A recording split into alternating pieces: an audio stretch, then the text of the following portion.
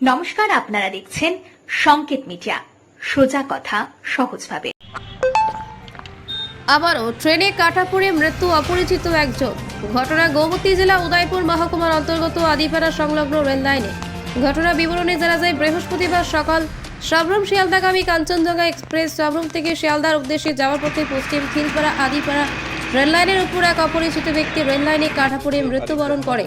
এই ঘটনার খবর দেওয়া হয় রেল স্টেশনে থাকা পুলিশ অফিসারদের। সঙ্গে সঙ্গে ঘটনাস্থলে ছুটে আসেন এবং ঘটনার সত্য দেখতে পান।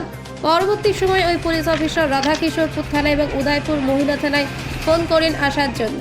এই নিয়ে গোটা এলাকায় চাঞ্চল্য ছড়িয়ে পড়েছে। বিগত 1 থেকে 1.5 বছরের মধ্যে এমন ঘটনা গোমতী নদীর রেল ব্রিজ থেকে শুরু করে উদয়পুর রেল স্টেশন পর্যন্ত আনুমানিক প্রায় 12 থেকে 15 জন রেল লাইনে কাটা পড়ে মৃত্যুবরণ করেছে। কেন এমনটা হচ্ছে প্রশ্ন জনমনে। এসএসএ আমার একটা মেমো দিয়েছে যে উদয়পুর থেকে আগরতলা কিষানগঞ্জ যাওয়ার উদয়পুর রেল স্টেশনে প্রায় 200 বা 300 মিটারের মধ্যে একজন লোক মারা গিয়েছে।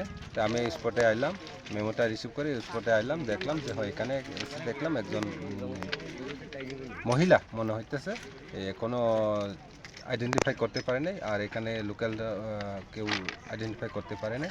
তাই আমি সঙ্গে সঙ্গে ওসি আরকিপুরে ইনফর্ম করেছি। ওসি আরকিপুর ওমেন পিএসকেও ইনফর্ম করেছে। ওমেন পিএস আসতেছে, তারপরে এই বাকি কাজটা হবে। কোন ট্রেনে এটা ঘটনাটা হয়? অনুমান সকালের কাঞ্চনজঙ্ঘা ট্রেনে হতে পারে 7:30 বা 8টার ভিতরে।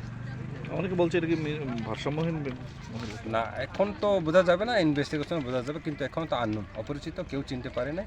এমনি দেখে তো বডি দেখে তো মনে হয় হতে পারে। আচ্ছা, এই বিষয়টি Subscribe our channel. Press the bell icon.